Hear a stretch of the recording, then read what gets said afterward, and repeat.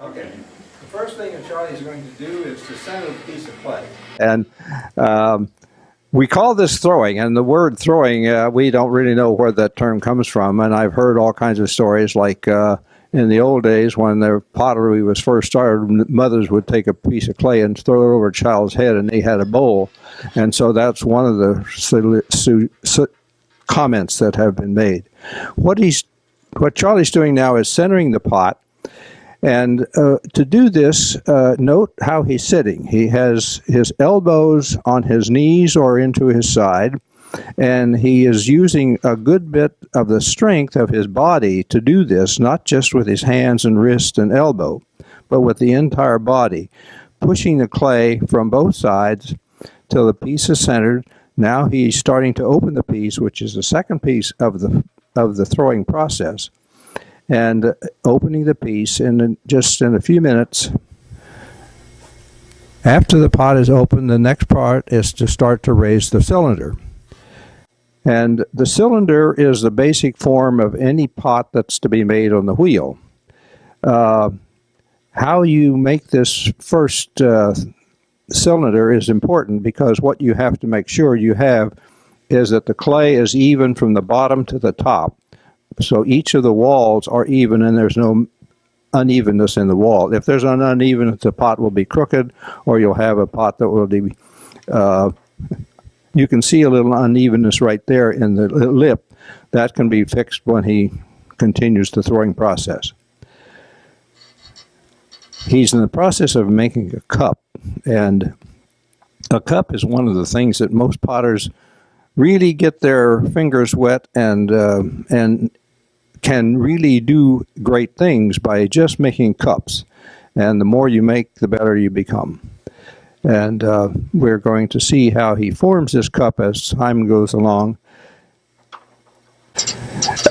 As the piece is coming around, take a look at the pot that's coming around, and notice how even the walls are. And you can put your thumb and forefinger inside the pot and pull it up, and you can feel how evenly those walls are shaped. The thing that he's forming now is actually forming the shape of the pot by using a rib on the outside, a metal rib that's flexible, so he can develop a nice even curve from the bottom to the top. And on the inside, with his other hand, he's holding steady against that rib on the outside. And the pressure that you're using depends on what you want to do. The pressure that you're using, if you push it out, you can push it out a little bit. If you want to make it narrow, you can push in a little bit from the outside. So what you're seeing happening here is the making of the pot, and the important thing is that getting the thing centered initially and then the initial opening. Those two steps are probably the most important piece of making the pot, so that as time goes on in the process, things are even. If those two steps don't function properly, you are not going to be able to make an attractive pot. Notice he put his hand inside with a sponge. He's probably picking out a little water, because you want to keep the inside of the pot clear of too much water, and often that creates a problem because the clay gets too thin. Or I should say too soft. Now he's preparing to trim the foot. This is the next piece you do with making a cup is, and most any pot, is to trim the foot. And it's nice if you have a padded bat to put it on, so you don't damage the lip in any way. And you notice he has a lid to put on the pot, and that's to hold the pot down so that he can trim it. Because the pot's being held on the wheel by pushing down from the top and trimming the piece with a trimming tool. And you can watch carefully how he's doing this, because all of this is important in the shaping of the pot, and this shaping of the pot is what gives you the ultimate visual picture of the piece, which is quite important in terms of the visual picture that you get when you look at the pot.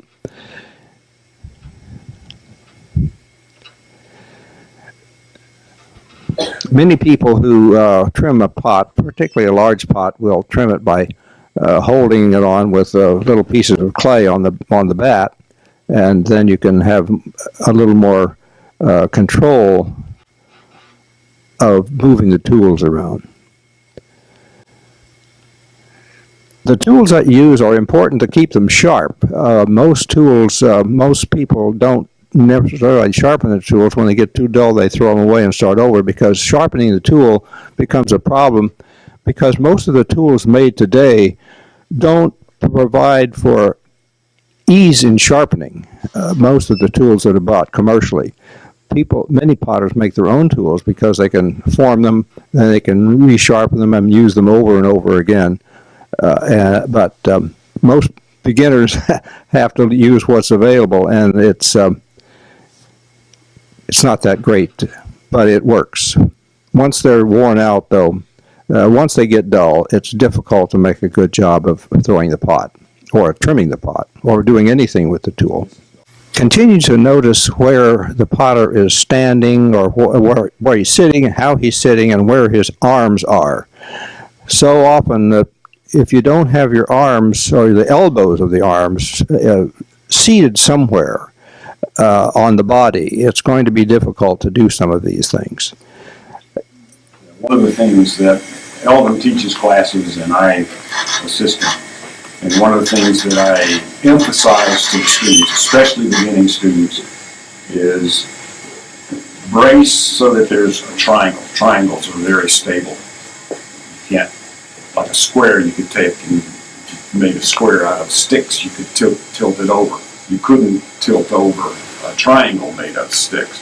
And so it's very stable. If I brace on my two thighs and then together I just sort of press my thumbs or pull so that I have a nice triangle that is extremely stable. So the stability he has there is if you draw a line between the elbows to the hands and a line from between the elbows, you've got the triangle he's talking about.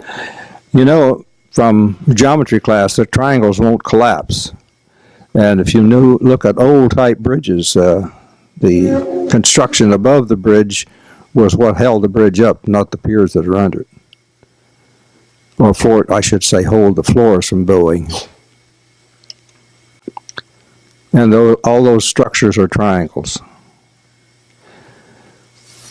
The other thing that is important when you're doing this is you have to know how deep how thick the bottom is, because if you don't know that, and most of the time we learn how thick it is by actually doing it.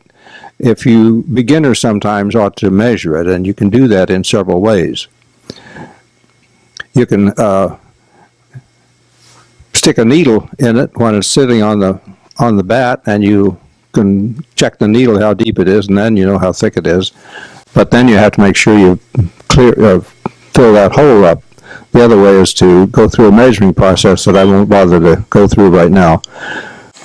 And then you do what most of us do, is you trim too much and you trim through the bottom a few times, and after you've done that a few times, you say, that's really a lot of trouble. I had to throw that pot away, so next time I won't trim off quite so much.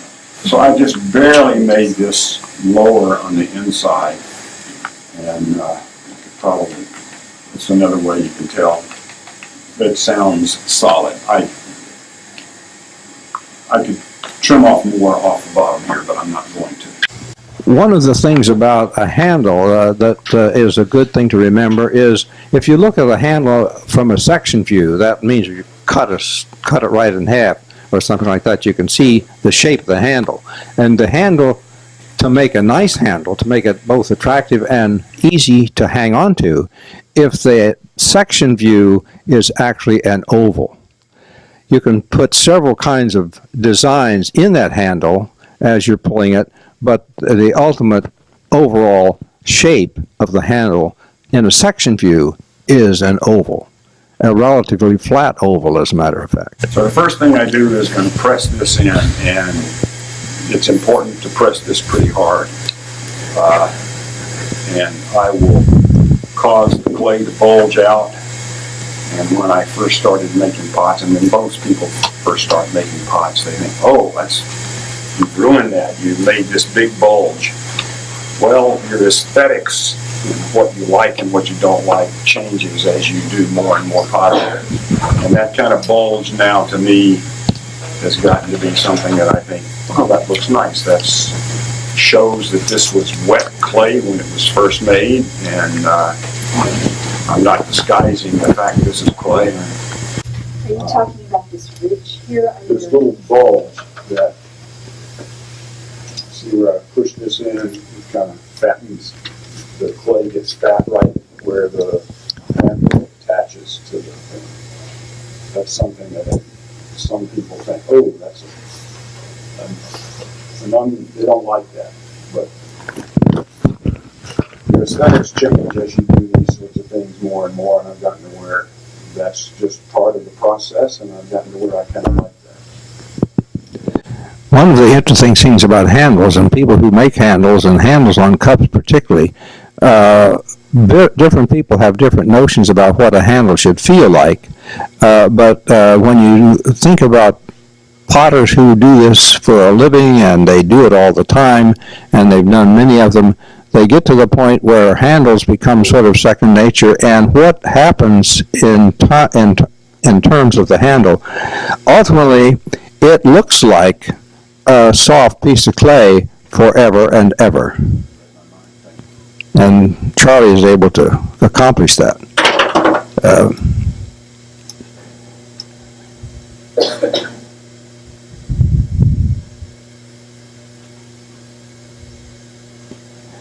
And also, when he's finished, you will see many of the finger marks that are left there. That is another aesthetic point. Some folks like that, and I think it's an advantage to a pot if you can see the marks that were made in the construction.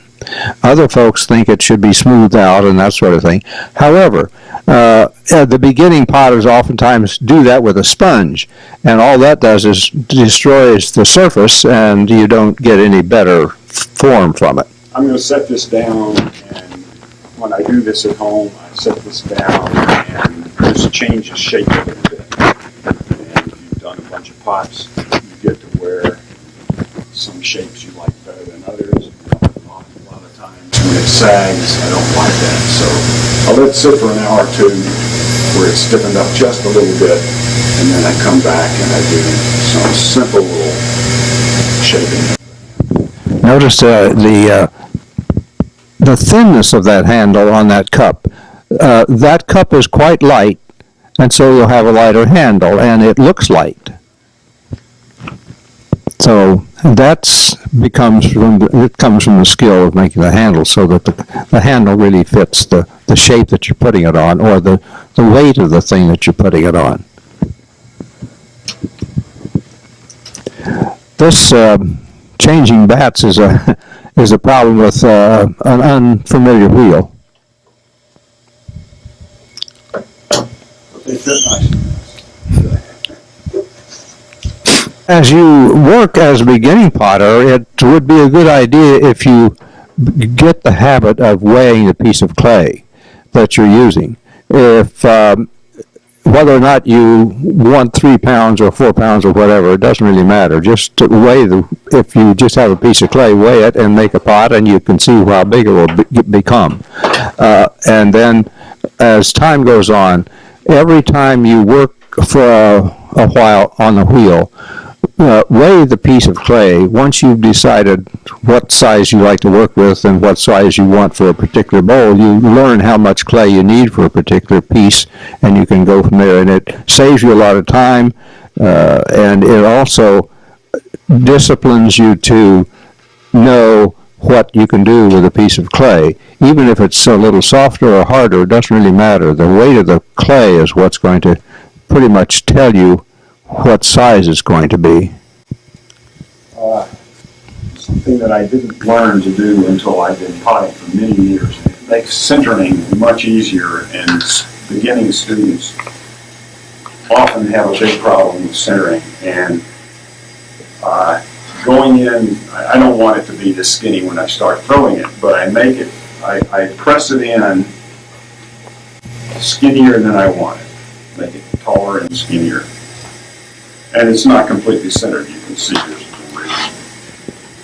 it's really well centered. You can hardly tell it's moving when it's going. So now I'm going to go down with it.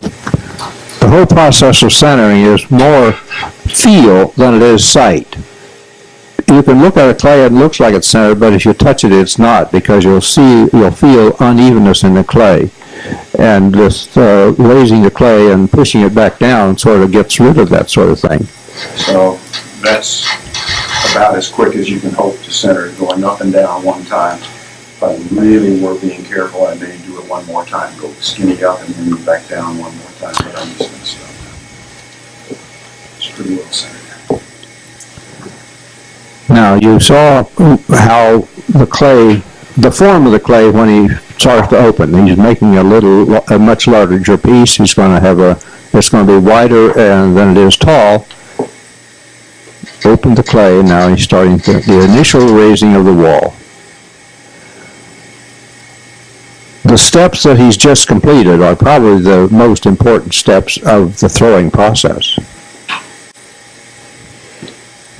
Another thing that I didn't learn until I've been potting for a long time, and that is when you're making a bowl like this one,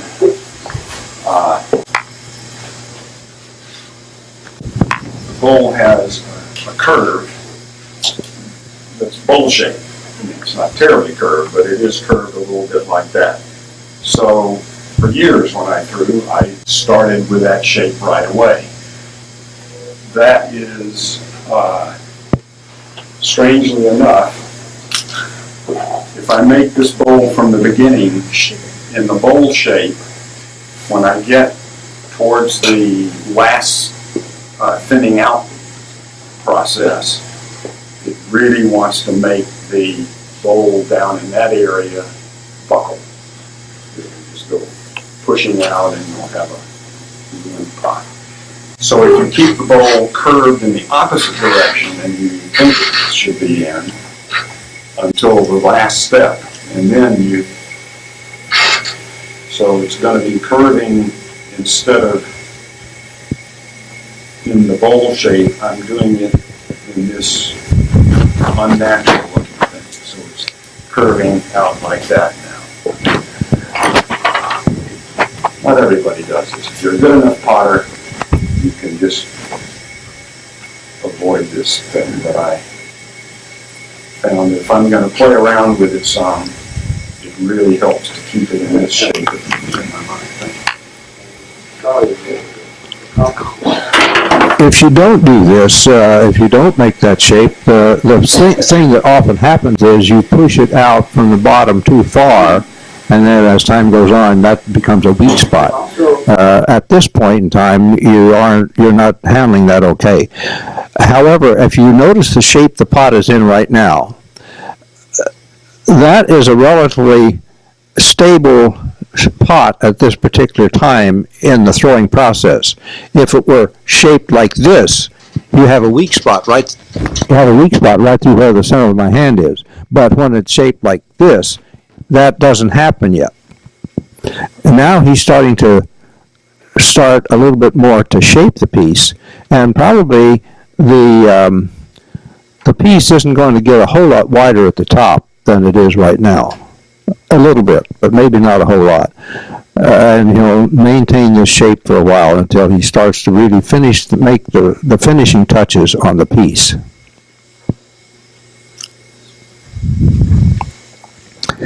You notice he's using a rib inside. A rib is nice to use because it gives a nice curve that can be then applied to the side of the pot, and it gives you a nice gentle curve from the bottom to the top. And those curves are important because sometimes you'll see a pot and the curve goes kind of S-like or something of that kind, and that makes the pot weak at the time it's being made, and it probably isn't all that exciting when it's finished.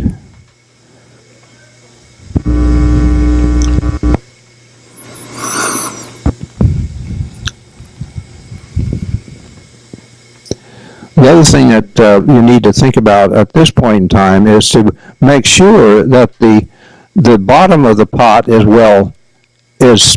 is pushed down so that the bottom of the pot the clay becomes tighter in effect. For example, a molecule of clay looks like the baths that we have here. A molecule of clay is kind of flat and round.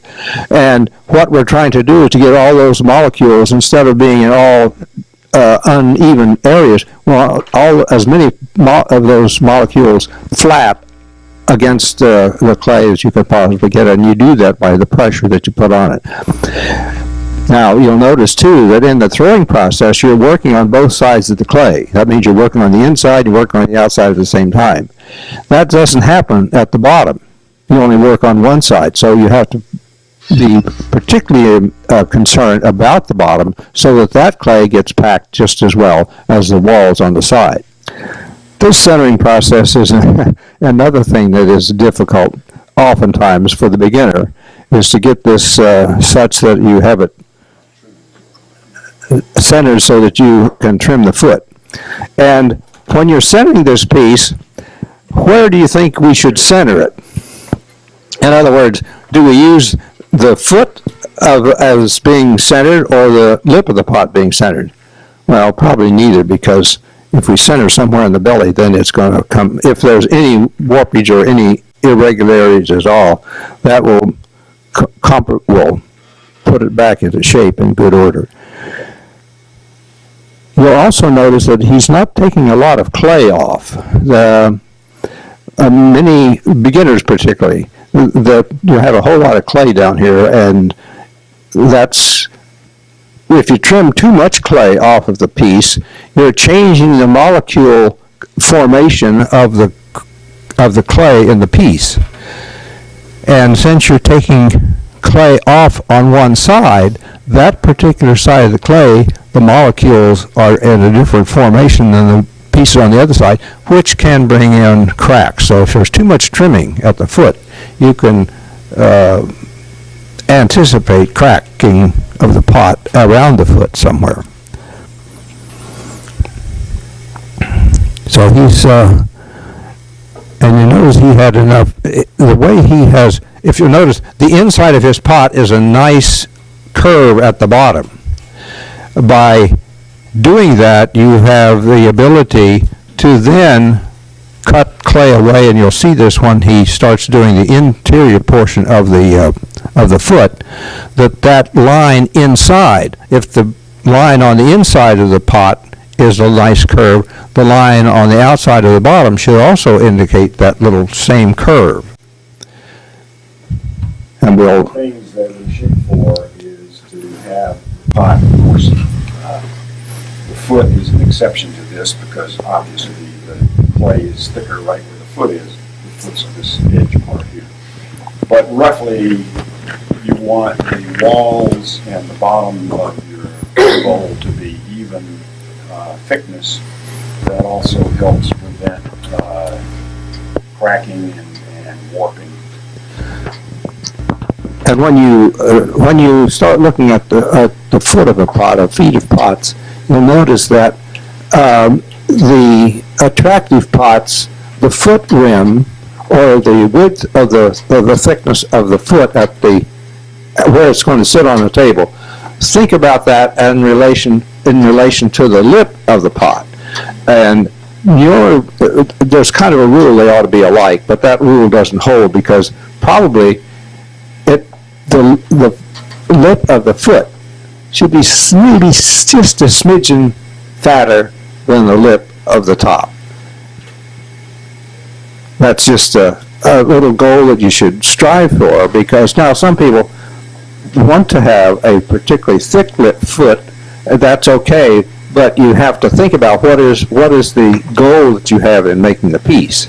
And all of these things become very important as you start to think about it and making pots. The beginners don't worry too much about it. When most of our students that we have haven't had any clay classes at all before they came to see us, and we talk about these things and they really wonder what are we talking about. But by the time they have a few classes, they start to realize there are some relationships in all these things that we do. And you can see now he's got the lip of the foot. And you'll see there's also, it's just a little bit thicker than the lip that he has on the pot. And it fits. So you can look and, if I do a good job, the inside is parallel to the outside. So the pot has the same thickness. So this pot has a fairly small, well, what do you call it, the bottom part, where it kind of flattens out a little bit. Tried to imitate that with this. So I trimmed inside the foot so that I went down further out right by the foot than I did in the middle. That's because it's lower here and I don't want to cut through the bottom.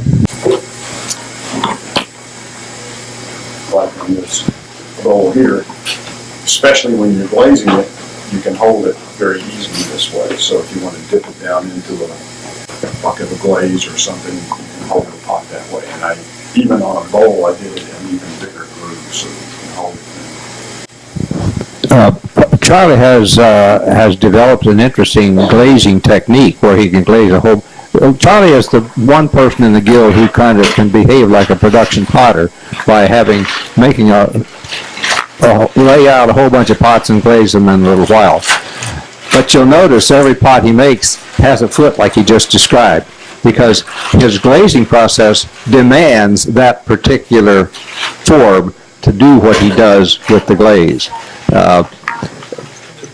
Those are things that you figure out as time goes on, but and he sort of perfected that situation. Some of us like to have all kinds of fancy feet, but which is okay. But if you're going to be a fast glazer, you have to have ways to hang on to the pot when you're putting the glaze on. Patty cake is the official name. Can I ask how much that is? A 10. This is 8 pounds. Oh, this is 11 pounds.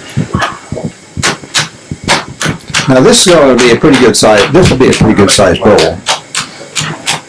This is a bowl, right, Charlie? I may have a little more clay than I need, but I didn't want to have to stretch it too far today. What is he making?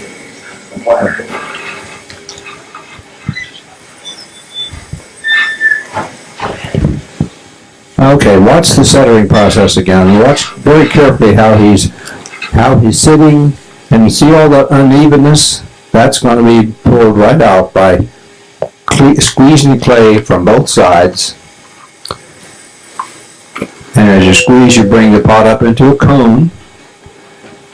And as you bring it up into a cone, you can be working out all those uneven parts of the clay.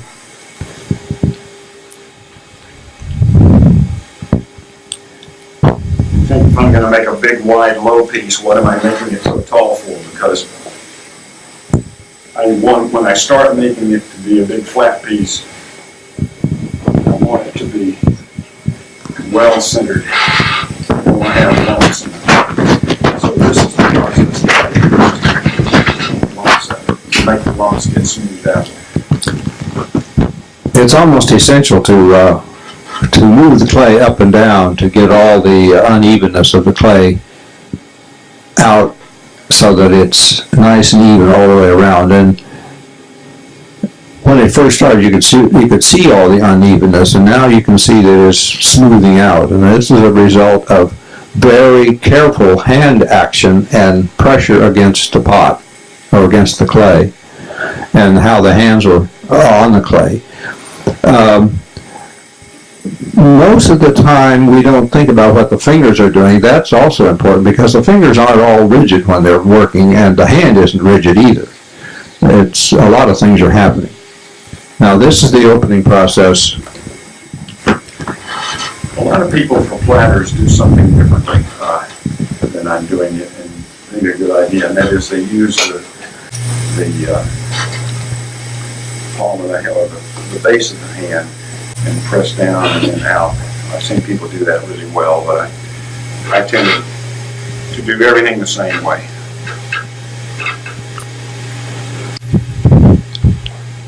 notice as he's pushing this out, the clay is taking up more of the bat as this happens, and that's just a natural event, because if it's the clay has no place to go except out.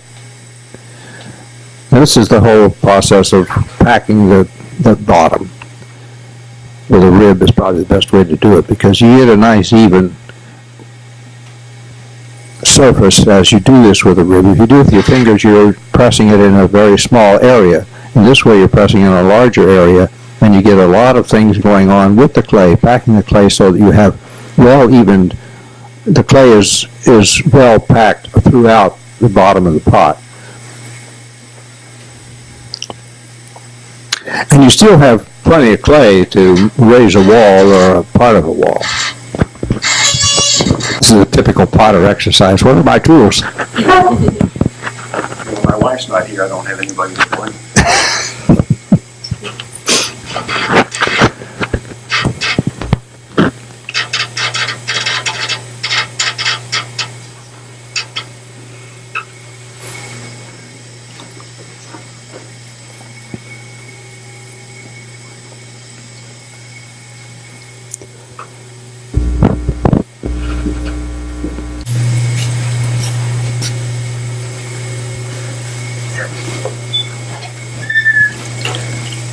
Thanks.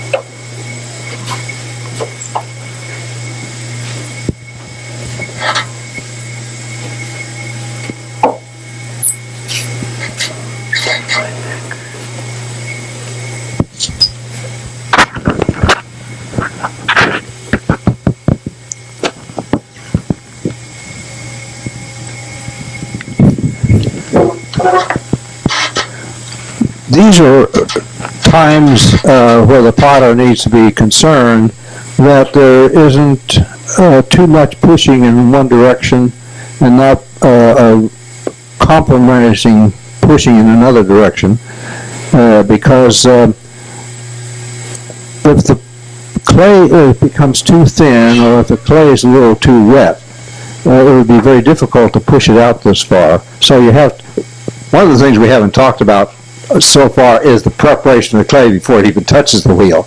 Now that becomes an important factor. In most studios you'll have some equipment to take care of that, but if you don't have that equipment, the old wedging process is the only way to make it work, and there are all kinds of places to wedge clay, but the purpose of wedging is to make all the clay the same consistency throughout the entire piece. If there's a little lump or a dry piece or whatever is going on, that's going to throw the piece off.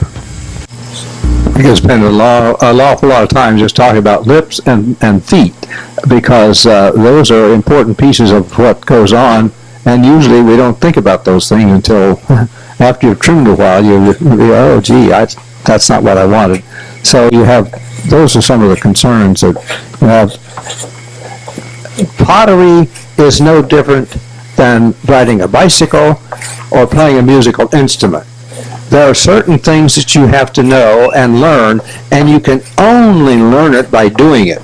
You could watch videotapes all day long of master potters, and you touch the clay and it doesn't look like that at all. So it's practice, practice, practice. The better the potter, the longer the potter practices, the better they become. And if you are a trumpet player, or if any of you play trumpet, you realize that it's pretty easy to learn how to play a trumpet. But it's very difficult to be very good.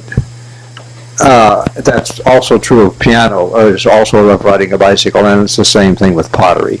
Pottery is a little more difficult to learn to do, I think, than playing a trumpet, and I've done both, but I never got very good at a trumpet. But anyway, it's not difficult to learn how to play a trumpet. It is much more difficult to learn how to make a pot, because you have a lot of hand-eye coordination, but most of it is how the clay feels in the hands, which has really not much to do with playing a trumpet. You just use a few fingers to do all that.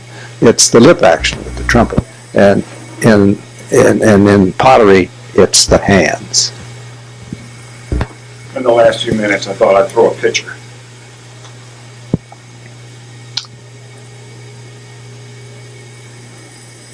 This will probably be about an 8-inch high picture. How many pounds of clay do you have?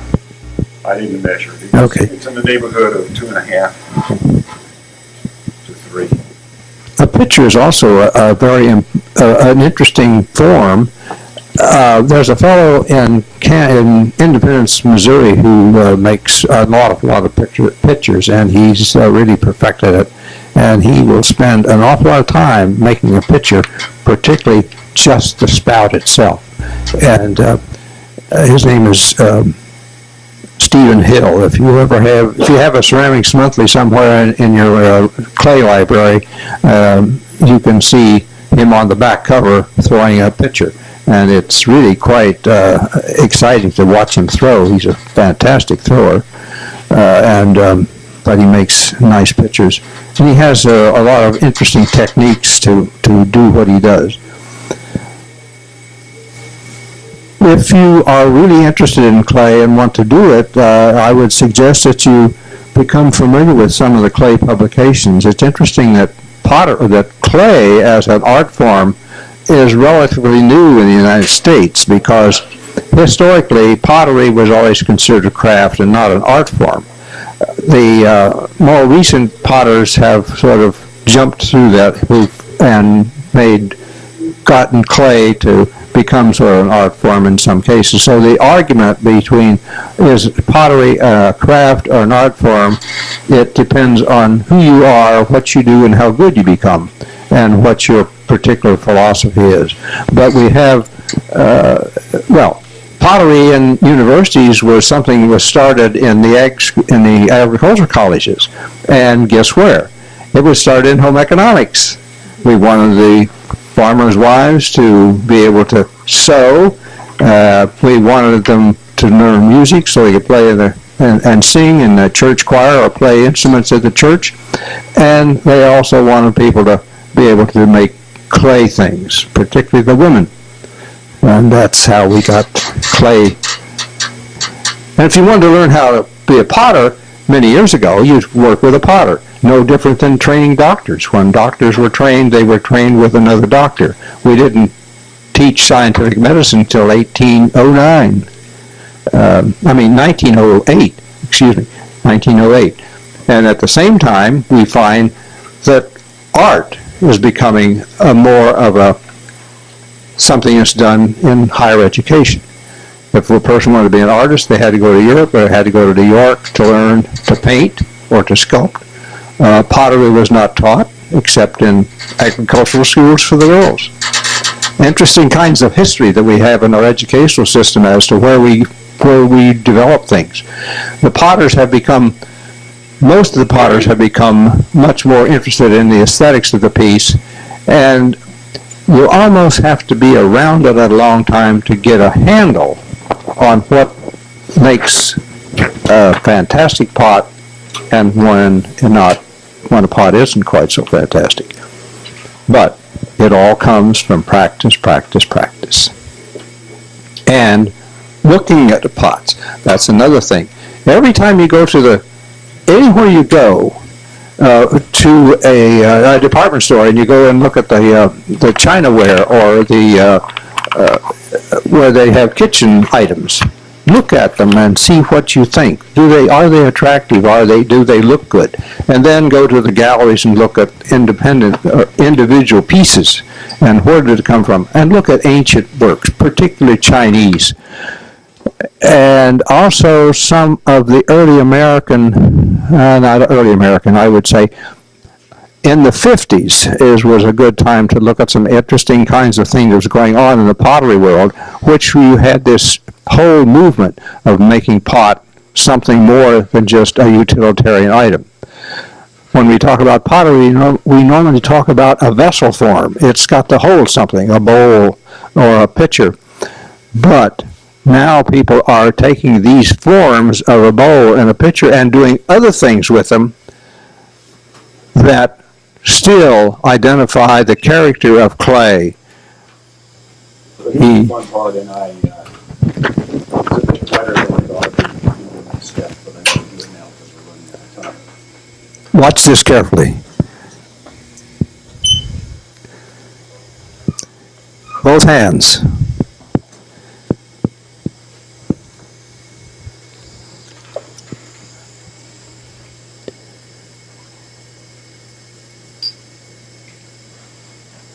What he's doing now, he's thinning the walls on the edge to pulling up the walls a little bit, just at the base of the spout. Thinning the walls just a little bit to raise them up above the spout, and now he's forming the lip. And you want this lip to be formed such that when the liquid flows out, it doesn't go over any bumps. You don't want a rapids thing developing. So you have to have, from as far down as the water, the liquid comes to the end of the spout, you want one gentle curve. That's awfully sometimes difficult to get. So again, this is an exercise in do it, and do it again.